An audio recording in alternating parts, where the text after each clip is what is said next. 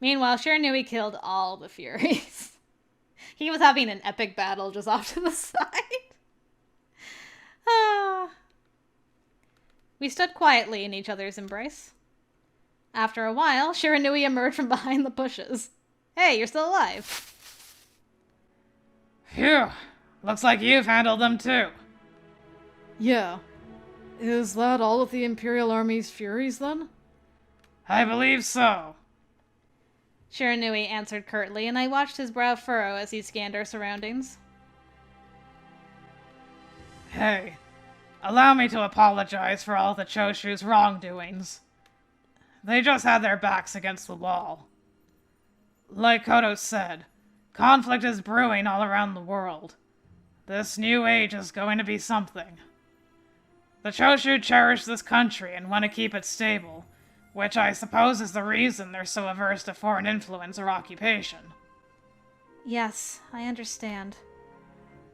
Shiranui wore a melancholic expression, and suddenly I thought of his old friend, Takasugi. Thinking about how much Shiranui had cared for Takasugi, how much he had sacrificed for his friend's well-being, I had no room to criticize him. Shiranui, I remember you telling us before that you believed you were soulless, but I'm not sure I agree with that. I mean, look, everything you've been through. From serving your friend's master, to losing Takasugi, and then to now. I am sure they're all so proud of you. We might have differing opinions about what having soul means, but that's how I feel. I remember Shiranui seething with contempt as father mocked Takasugi's death so casually.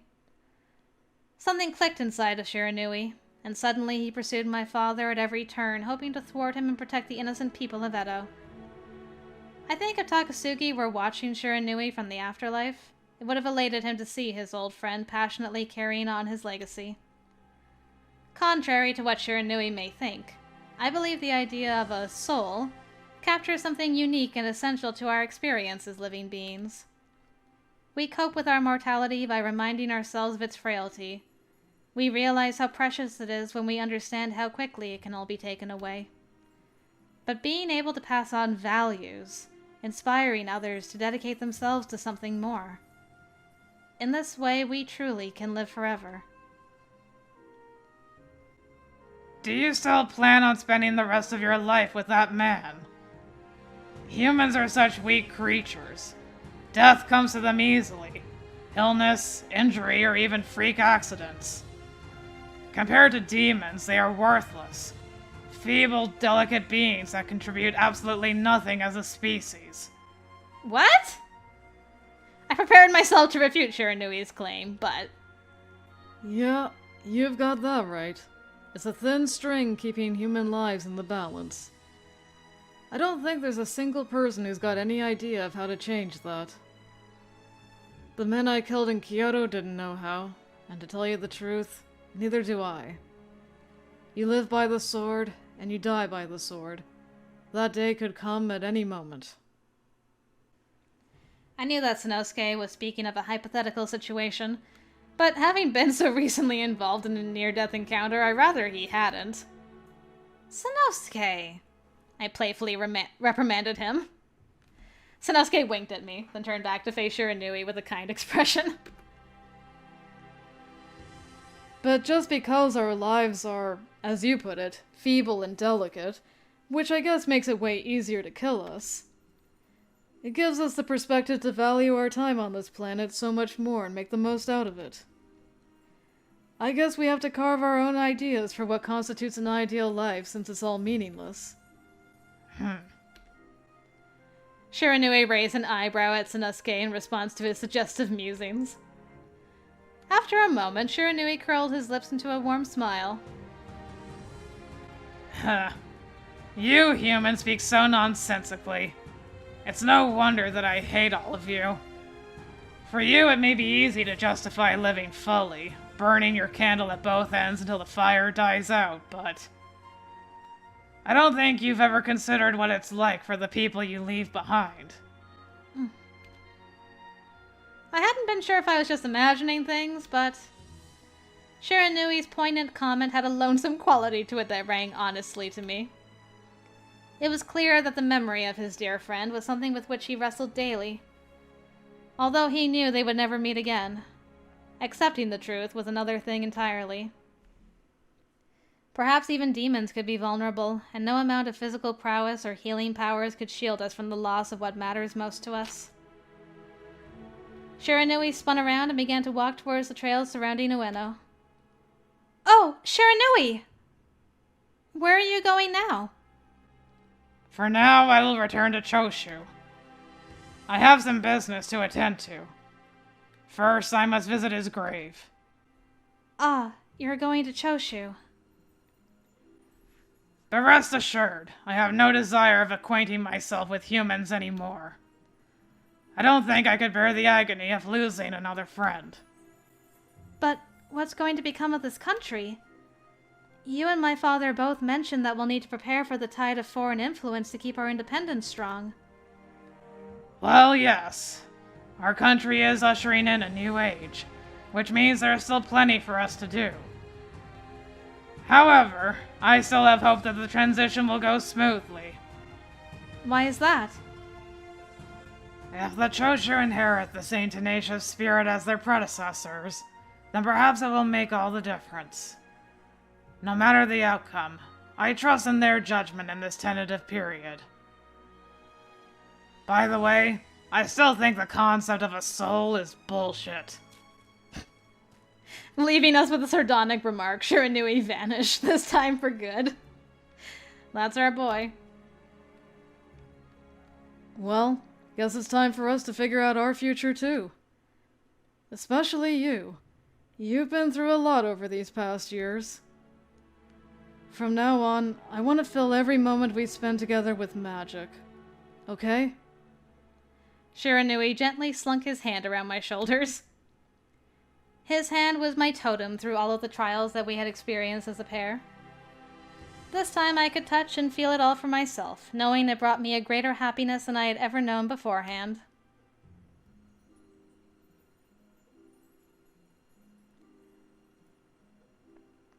I rested my hand in his, the hand of the man I loved, and shut my eyes without saying a thing. That was a long... I thought that was going to cue the outro, and then she had one more thing to say. Whew. Wow. Well, Mr. Harada, you are definitely husbando material, my goodness. Oh, I'm so glad Shiranui came back for one last thing at the end. That was great.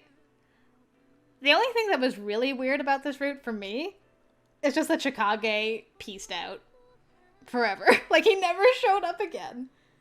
I'm just like, really? Cosmo's just like, I'm on vacation this route, see ya. That's so funny. I mean, I know that Shiranui was like the demon for Harada, but even though Amagiri was like the demon for Hajime, Cosmo still showed up. But in this one, he's just like, I can't compete with Husbando, so I'm just gonna stay back and let him take the limelight. It was really great, though. I'm impressed that neither of them ended up taking the water of life through the whole thing. It was just pure human route. And that was great. He had fantastic CGs. My goodness. Just beautiful. I loved all of them. I can't wait to see what the end one's gonna be. And this! Oh my goodness, we had actual, fun times? What? That was amazing! Oh man. I wonder if any of the other guys have that. Or if because they're all corrupt, we just get like, you know, the bloodlust scenes. Which are kind of a proxy for that, but... I mean, dang. Harada got it. Alright, tell me what the epilogue is. We on a horse? We looking at the ocean? Do we have kids? Oh, I can't wait. Come on. What is it?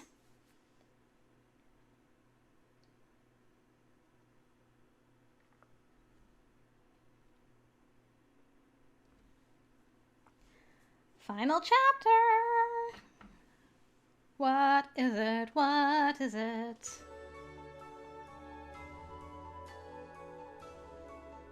Weeks passed, and Sanosuke and I crossed the ocean together in search of our new home.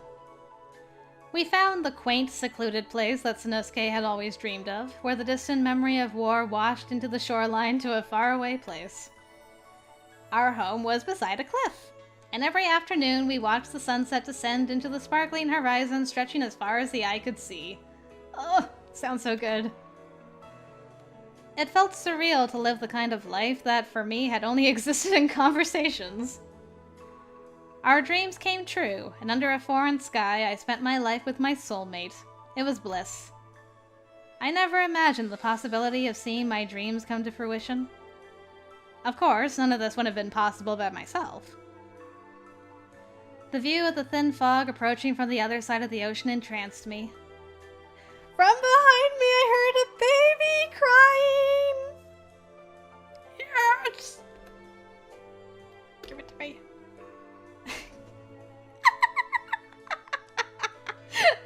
Oh no. Sanosuke, you're not good dad material, come on. Hey, Chizuru, do something! No matter what I do, he won't stop crying! Oh, okay. Be right there. I rushed to where I heard the voice coming from. Ah, look at them, their little family. Ah, oh, I love it. Ah. There stood Sanosuke, holding our wailing son tightly in his arms with a panicked expression. What is this? Never seen Asano so flustered before. It's great. Why doesn't he like me? As soon as you left, he started screaming bloody murder like I lit him on fire. You're too rough with him, Sanosuke. Babies are delicate. You need to be gentle when you hold them. Yeah, but if he's a man, then maybe he needs to learn not to whine so much. Me with children. Why does he hate me? Oh, there you go again. You're just going to make him cry. What? Aw, there. Don't cry, little one. Be a good boy, okay? I walked over to Sanosuke and stroked our son's face tenderly. His round face was so precious, and after a moment his crying began to calm. I just wanted to raise him right, you know. Since he's a man, I gotta prepare him for what life as a warrior will be like. If he's this bad now, I can't imagine what he'll be like when he's older. Why are you placing expectations on a child that hasn't even grown his first tooth yet? Besides, there are no more samurai in Japan. At the end of the war, the Imperial Army claimed their victory and instituted the New Age, later known as the Meiji Era. Warriors, merchants, and civilians alike were all formally given equal class status, and samurai were all but extinct as the Age of Swords had ended. There you go.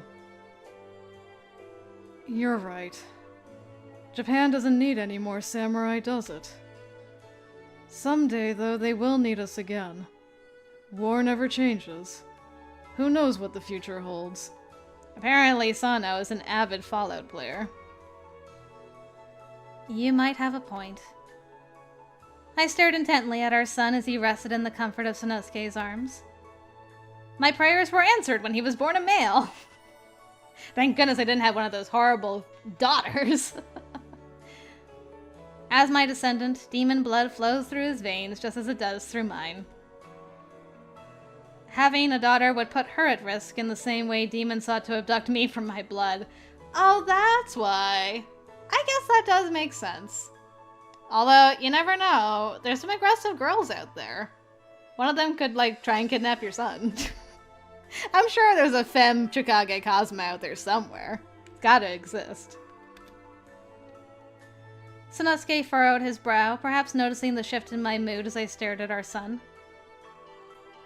It'll be all right. I'm never going to let anything happen to you or him.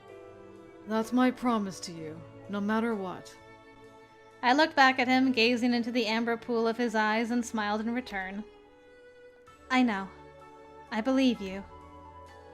Someday our son will become a man. He will meet the woman of his dreams, then maybe even have a child of his own. As this cycle continues, I am sure that the demon blood will become diluted, leaving behind the ghosts in our past. As long as I should live, I trusted Sanosuke to devote his life as a father and husband, and for the first time in my life, I felt truly safe. It inspired me to keep him safe as well, knowing that there was so much we had to look forward to. The two of us glanced at the azure sky dazzling above the ocean.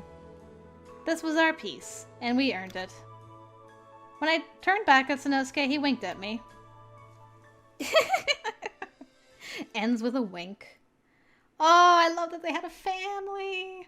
The only thing I'm a little disappointed in is that she's still like, this demon stuff is the worst, and I'm still a monster, and my son's a monster, but hopefully does the carpet match the drapes?